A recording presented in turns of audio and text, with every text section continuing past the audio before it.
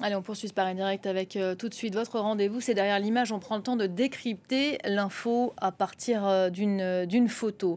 Et une image aujourd'hui qui, cette semaine, nous nous rendons au Mali, au cœur de l'intervention des paramilitaires russes. Depuis 2021, les autorités maliennes ont collaboré avec le groupe Wagner, groupe accusé de très nombreuses atrocités commises sur des civils maliens. Il se trouve que le 6 juin dernier, Wagner a annoncé son départ du Mali. Il est remplacé par Africa Corps, un groupe qui dépend cette fois directement du ministère de la Défense russe. Et on va en parler tout de suite avec vous, Guillaume Meurice. Bonjour, journaliste pour les observateurs de France 24. Ce groupe qui était d'ailleurs peut-être déjà présent depuis plusieurs semaines. C'est ce que laisse en tout cas penser l'image que vous nous présentez cette semaine. Expliquez-nous ce qu'on y voit et surtout de quoi il en ressort exactement. Alors cet avion, c'est un Su-24M, donc un Sukhoi 24. Donc c'est un vieil avion, un avion de l'époque soviétique, de fabrication russe. Et la photo, elle a été prise le 14 avril sur le tarmac de l'aéroport de Bamako. Donc on peut voir d'ailleurs sur ces images d'archives qui vont s'afficher qu'on peut reconnaître l'avion grâce à ses ailes qui sont repliées. C'est un avion de bombardement, donc qui sert essentiellement à bombarder des cibles au sol. Et il y a eu vraiment beaucoup de spéculations autour de cet avion, et notamment plusieurs intox. Donc la première intox, c'est une vidéo qu'on va voir ensuite à l'écran, qui a été diffusée en mai. Donc on peut y voir un Sukhoi 24. Cette vidéo, elle a été diffusée par un compte Twitter favorable au pouvoir malien. Et donc il prétend montrer un Sukhoi 24 en action au sein de l'armée malienne. Mais en réalité, la vidéo, elle date de 2020, donc à une époque où, par exemple, le groupe Wagner n'était même pas encore déployé au Mali. Donc c'est vraiment une vidéo antérieure. Ensuite, il y a une deuxième intox, qui est une vidéo où là, on pense qu'elle a potentiellement été prise au Mali. On voit également, pareil, un avion survoler la zone. Mais par contre, cet avion, il ne s'agit pas du fameux Sukhoi 24. C'est un Albatros qui était en service depuis plusieurs mois au sein de l'armée malienne.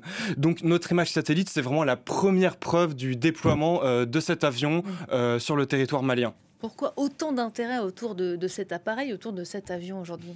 Alors oui, effectivement, vous avez le droit de vous questionner parce qu'on peut dire c'est juste un avion, ça va rien changer. Mais en réalité, ce nouvel avion, il marque vraiment un changement à la tête de l'état-major russe qui est déployé au Mali. Donc on connaissait déjà le groupe Wagner, le groupe d'Evgeny Prigojine qui était déployé dans le pays depuis 2021.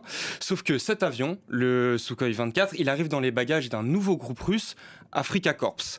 Et donc Africa Corps, donc c'est un nouveau groupe très proche, beaucoup plus proche en tout cas que Wagner du Kremlin, et ils communiquent énormément sur l'avion. Donc là on peut voir ces images, donc c'est les pilotes d'Africa Corps aux manettes du Sukhoi 24. Donc ça c'est des images qui ont été diffusées sur le compte Telegram du groupe.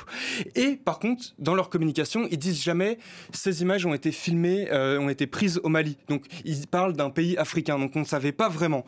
Et donc du coup cette image satellite qu'on a réussi à apporter, elle permet vraiment de dire voilà, Africa Corps et le Sukhoi 24 sont bien présents au Mali.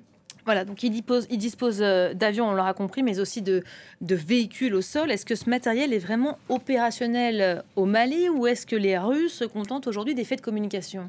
Alors oui, maintenant on peut dire qu'ils sont opérationnels, et on peut le dire pas plus tard que depuis la semaine dernière, car en effet Africa Corps est tombé dans une embuscade le jeudi 12 juin, et ça s'est passé au Nord Mali. Donc peut-être qu'on va le voir sur la carte. Donc le Nord Mali, c'est cette région où il y a des groupes séparatistes, notamment comme le FLA, donc le Front de libération de l'Azawad à dominante Touareg, qui affrontent la junte et ses supplétifs russes. Et donc, ce qui s'est passé, c'est que le 12 juin, il y avait un convoi d'Africa Corps qui partait de la base d'Anefis pour aller vers la base d'Aguelok. Alors nous, on a des sources qui nous ont dit qu'en vérité, le convoi, il allait surtout vers l'autre base qui est celle d'Amachash pour renforcer la piste aérienne, parce qu'il y a un aéroport là-bas, voilà, avec des véhicules de construction. Et donc, c'est sur ce trajet entre Anefis et Aguelok que le convoi il a été pris en embuscade le 12 juin. Donc notamment il a sauté sur un IED, donc un engin explosif improvisé qui a été posé justement par les séparatistes du FLA. Et il se trouve que suite à cette explosion qui a touché des véhicules, des comptes proches des séparatistes ont publié cette photo. Alors cette photo, on va la voir, elle montre deux écussons. Ces écussons, ils sont à l'image d'Africa Corps. On reconnaît leur logo, il y a marqué d'ailleurs Africa Corps. Et si vous observez observez bien, on va voir qu'au milieu du logo, là où il y a l'Afrique, on va voir une tête de mort. Cette tête de mort, c'était le symbole de qui ? Wagner. De Wagner. Et donc, ça montre qu'il pourrait y avoir potentiellement une certaine continuité entre les deux organisations, surtout au niveau du recrutement. Je pense que effectivement, le leadership du groupe, il a peut-être changé. Donc, cette photo, elle permet de nous dire, oui, effectivement, Afrika Korps est bien déployé au Mali et est opérationnel. Alors, vous venez de retracer le fil des événements. C'est donc le 13 juin que les hommes d'Afrika Korps vont être pris en embuscade, c'est ça ? C'est ça, donc c'est le lendemain de cette attaque avec la mine artisanale, donc le 13 juin, près de la localité d'Anoumalen. Donc le convoi est à nouveau pris en embuscade et par plusieurs véhicules. Donc on a pu contacter une source, un responsable militaire du FLA, qui nous a dit au total, le groupe a pu engager 2 compagnies, donc au maximum c'est une quarantaine de véhicules. Donc comparé à un précédent, donc il y a la bataille de Tinzaouaten il y a 1 an, où là les prédécesseurs d'Afrika Korps, donc Wagner, avait vraiment essuyé une défaite assez colossale. Il y avait eu plus de 80 morts. On se souvient des images terribles, effectivement. Ouais. C'est ça. Et donc là, le FLA nous a expliqué que c'était quand même qu'ils avaient engagé beaucoup moins d'hommes. Donc on est plutôt sur une grosse embuscade. Ils avaient engagé donc des véhicules, mais aussi voilà, donc ces drones qu'on peut voir à l'écran, ce sont des drones kamikazes, des drones dits FPV, donc qui se font exploser à toute vitesse sur leur cible. Donc là, on les voit en train de justement attaquer ces fameux engins de chantier qui devaient renforcer la piste d'Amachache. Et donc voilà, donc pour l'instant il n'y a pas vraiment de bilan fiable au niveau des pertes matérielles. On pense que il y a potentiellement, c'est ce que dit en tout cas le FLA, qu'il y a 21 véhicules qui auraient été détruits, donc des véhicules et de l'armée malienne et ou russe, parce qu'il y avait les deux, et des Maliens et des Russes dans le convoi. Mais pour l'instant, voilà, un bilan très flou au niveau des pertes matérielles. Au moment de cette embuscade, quelle a été la riposte des Russes, d'Afrika Korps et des Maliens aussi ? Alors, tout d'abord, ce qu'il faut savoir, c'est que l'embuscade du 13 juin, elle a eu lieu au matin. Mais la riposte, elle s'est vraiment fait sentir vers midi. Donc là, on nous a expliqué qu'il y a eu un hélicoptère, notamment, qui a été déployé. Et donc cet hélicoptère, il a forcé les séparatistes à se redéployer. Il a permis aux dispositifs maliens et russes, eux aussi, de se redéployer, notamment plus au sud que la zone où avait eu lieu initialement l'embuscade. Donc là, les images qu'on voit à l'écran, c'est des images filmées par un drone, cette fois un drone russe. Elles viennent de la chaîne Telegram d'Afrika Korps. Et donc on voit là des véhicules séparatistes en train d'être ciblés. Et donc là, le drone, il fait ce qu'on appelle du command and control. Qu'est-ce que c'est ? Donc c'est pas la même chose que le drone FPV qu'on a vu tout à l'heure, qui vraiment attaquait directement les cibles. Là, ce drone-là qu'on voit à l'écran, il va faire de la coordination des actions. Donc il va dire à tel véhicule, là, il faut cibler... il transmet les informations. Il transmet les informations et il guide. Voilà, il a vraiment un rôle de guide. Et donc, on voit sur ces images qu'il y a quand même eu effectivement des pertes côté séparatiste. Est-ce qu'on en sait un peu plus sur le bilan de cette bataille, de qui a gagné ? C'est toujours très flou. Ce qui était plutôt intéressant, c'était de voir qu'au lendemain, il y avait une véritable bataille de communication. D'un côté, on va le voir à l'écran, il y avait les séparatistes qui se montraient devant des véhicules détruits. Donc là, on les voit devant des véhicules enflammés.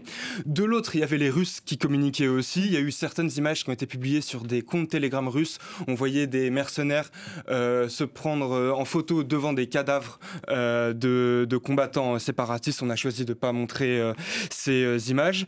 Pourtant, les deux camps confirment effectivement la mort de 2 chefs séparatistes. Du côté des armées, de l'armée malienne, donc des FAMA, au début, ils niaient les affrontements et ensuite il y a eu un communiqué où ils ont effectivement reconnu qu'il y a eu une embuscade, mais donc il y a eu vraiment une véritable bataille de communication au lendemain. On parlait d'un avion au départ. Est-ce que lui, il est entré en scène dans cette bataille ? Alors, a priori non. Moi, mes sources, elles me disent qu'effectivement, il y a eu des avions qui ont été déployés, il y a eu aussi des drones, mais ils volaient plutôt haut et on pense que c'était plutôt des Albatros ou des MiG-25. Donc a priori, pas de Sukhoi 24. Mais au lendemain de l'embuscade, il y a eu un crash. Ce crash, il s'est passé à Gao, donc c'est une ville plus au centre du pays. Et on pense que l'avion qui s'est crashé, c'est justement ce fameux Sukhoi 24. Donc d'après les forces armées maliennes, ce serait un crash dû à une tempête de sable, un aléa météorologique.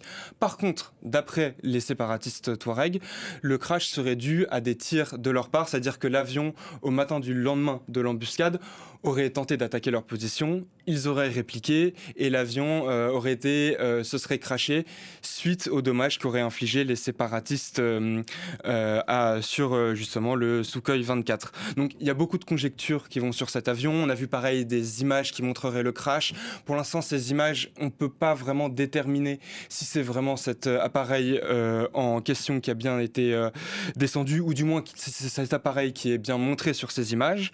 Et voilà, donc il y a beaucoup de spéculations autour de cet avion, mais je tiens à rappeler que le Mali, c'est avant tout une guerre de contre-guérilla, de contre-insurrection. Et donc, du coup, ce qui va vraiment déterminer l'issue des combats, ça va plus être la capacité des Russes et des Maliens à faire des sorties fréquentes, à imposer leur présence au sol, plutôt que d'effectuer des bombardements qui servent moins dans une situation de contre-guérilla. Et merci de nous avoir raconté et fait vivre une partie de ces guérillas grâce à ces images. Nouvelle force en présence également avec l'Africa Corps. Évidemment, un reportage, une enquête à retrouver sur le site des observateurs. Merci beaucoup Guillaume Maurice. Merci de nous avoir suivis à vous aussi. C'est la fin de Derrière l'image, mais Paris Direct revient dans quelques instants. À tout de suite.